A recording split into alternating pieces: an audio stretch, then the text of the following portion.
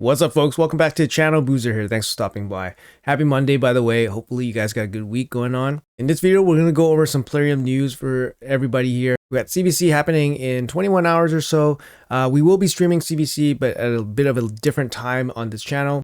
About 12 hours after CBC starts, so make sure you guys drop on by if you guys are around. Let's quickly go over the news that Plarium just announced to us. We got a couple progressive events that's going to be happening during a CBC. I'm going to break it down here on two different slides. On day one, we got Armans, Reosh, Stalis, Thor, and Goffred for the boosted champions here. So Barbarian wise, we got Armans, probably the best fusion of all time. I guess we can consider Newt as one of the best fusions as well, but Arman's probably the best arena focused fusion of all time. Definitely massive arena changer for all of basically last year.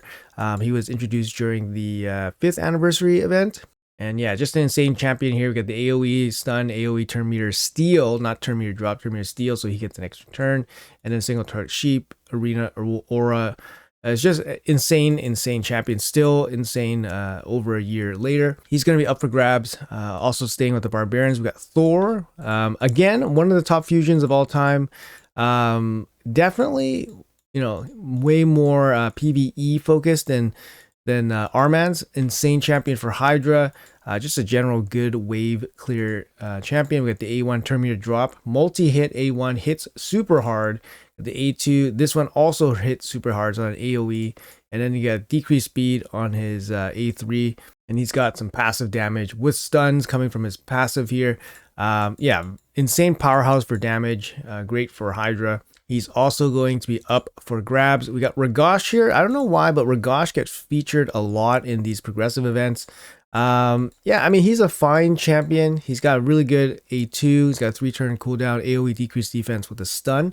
I mean, that's really good value for a 3-turn cooldown.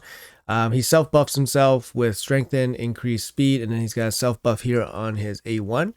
I mean, he's a fine champ. He just doesn't do enough damage, right? Like, he doesn't have ignore defense in his kit. He doesn't have anything like ignore buffs or anything like that.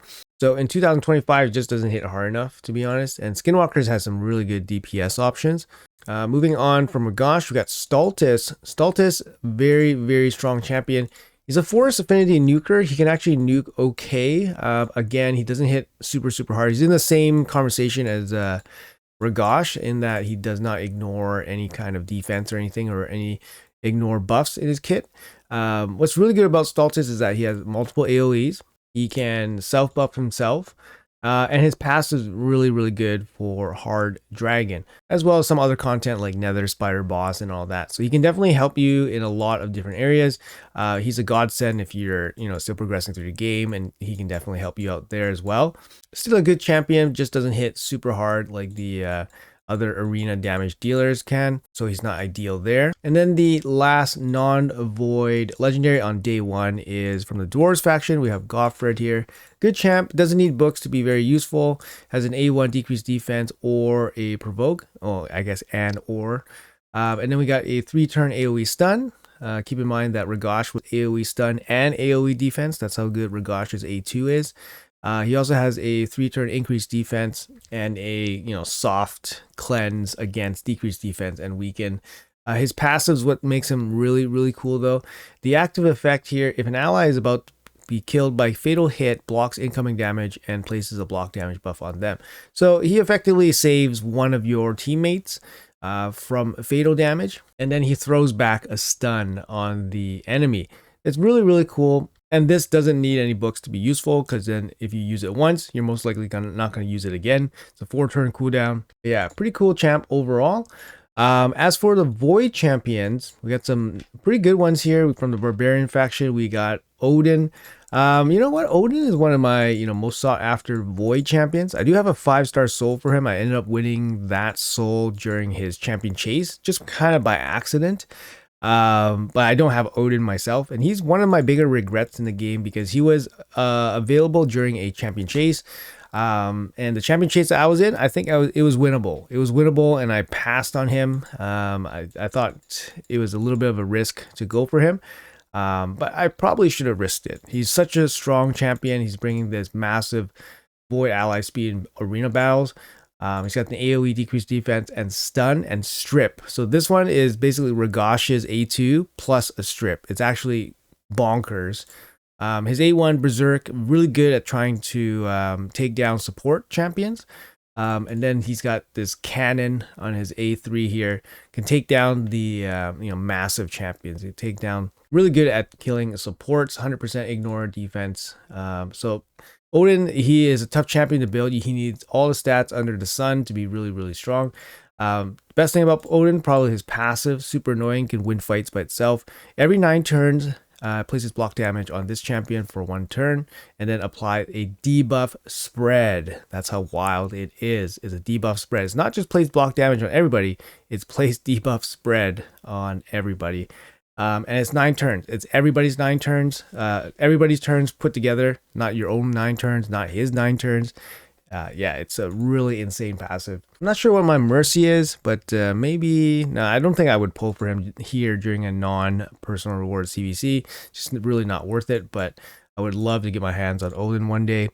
Moving on, we got the next champion here. We got Reosh Bone Spear from the Shadowkin. One of the first Shadowkin ever introduced, I think.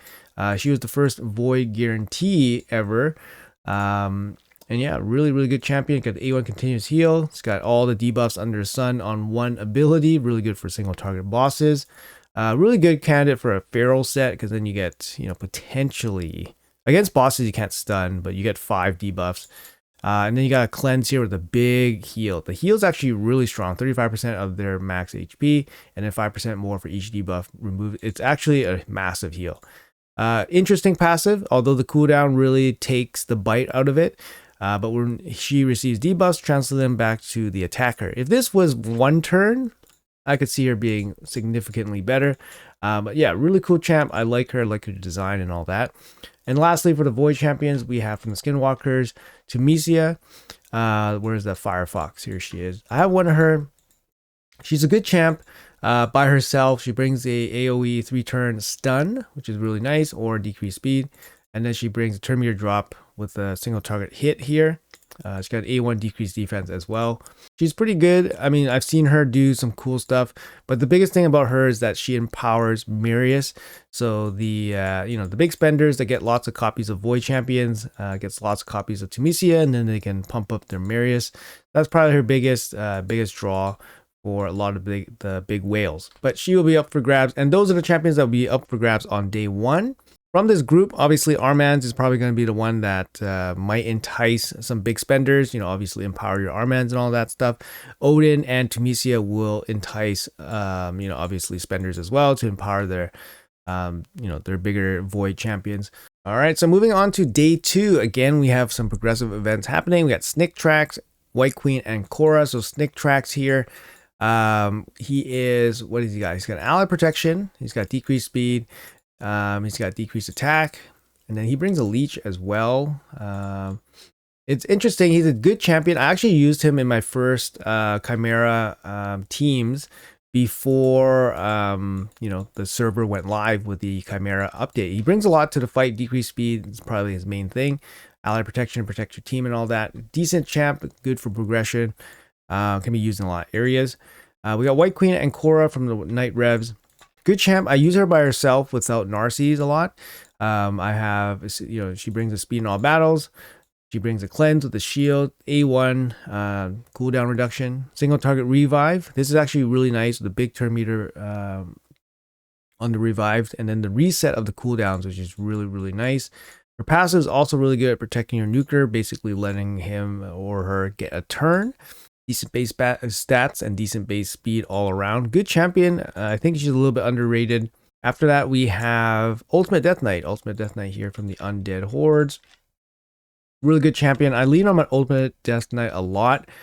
He still does a lot of work for me, mainly as a, basically a champion that gives your team some time to recover and take down the enemy.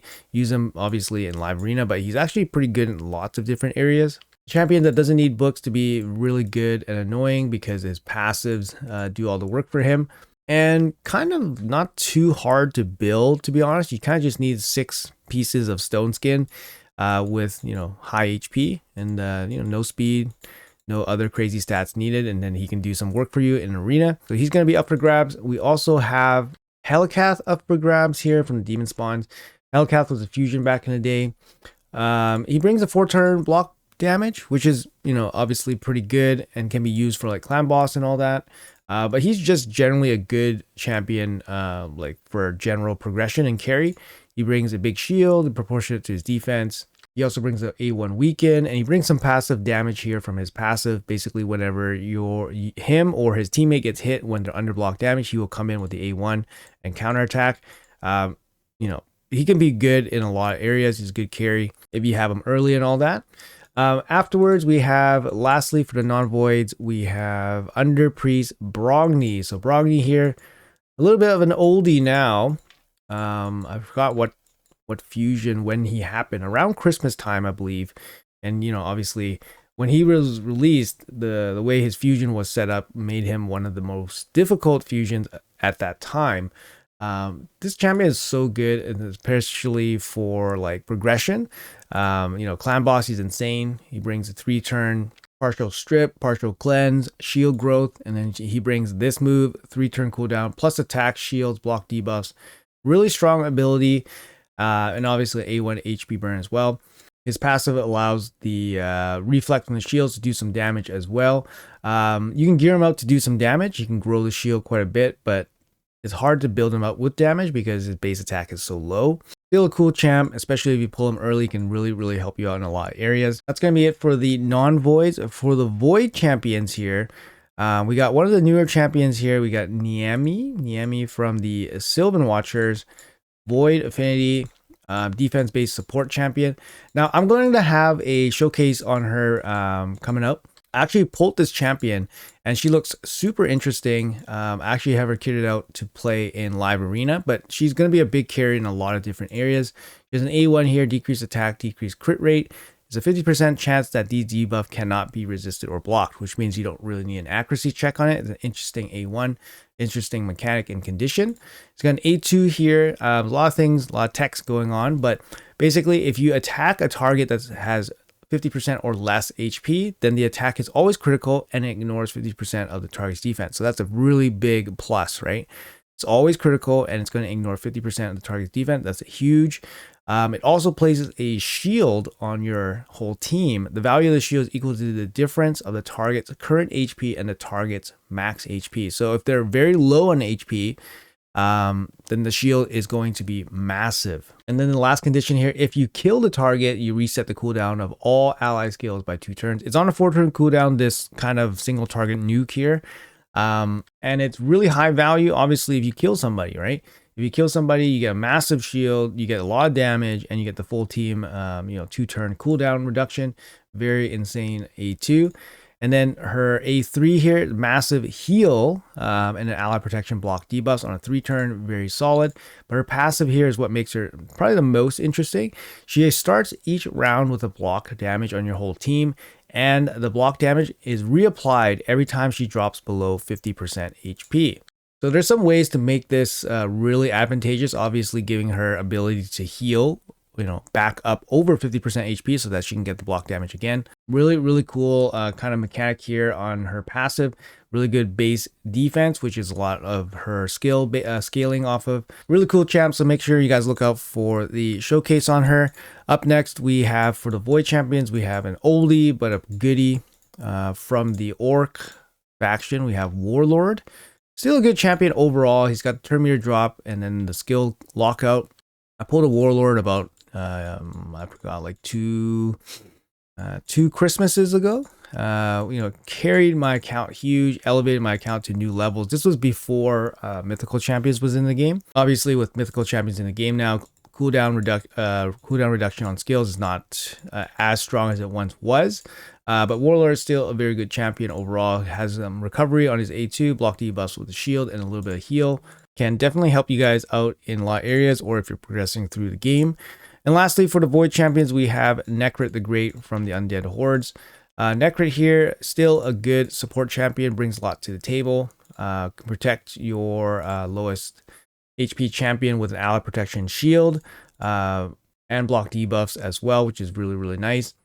Continuously applies the shield, which is really good. And then obviously he can place that ability as well on whichever teammate you want. Also brings in some additional damage with his ally attack, and then brings in decreased attack as well with his A1. Great base stats overall. Huge support champion, huge carry for a lot of areas. Can be useful without books as well. Can be used for arena without even taking a turn, for example. Still a good void legendary, still used in a lot of areas. So from this list of champions, there's a lot of different champions here for people if you guys are planning to pull. Personally, I really like Niami. I think Warlord is probably the most impactful though because of his skill lockout ability. I think UDK is actually really, really powerful from the non-voids. At least for myself, these champions have been really, really strong for my accounts. But as I always say, these progressive events are pretty much just straight up scams. The rates are not increased. You get a slight boost on trying to pull for these champions. Non-void champions, you're looking at about 7% chance of pulling the desired champion if you pull legendary from base rates, which is not great. And if you want a void champion, then the odds of pulling the void champion is about 19 or 20%, which is okay. That's if you know your mercy and you're close. For example, like if I was at 200 void shards since my last void legendary, and I wanted Odin, for example, maybe I'll take a shot, right? 20% shot at pulling Odin. But otherwise, I can't really see too many scenarios where, you want to pull shards and gamble with those kind of odds. But anywho, you guys are all caught up now. Those are events for the next 2 days during CBC. Like I said, I will be streaming CBC about 12 hours after CBC starts, so make sure you guys drop on by. That's going to be it for the video. Thanks for watching. Appreciate your time. Hopefully you guys have a great day, and I'll see you guys in the next one.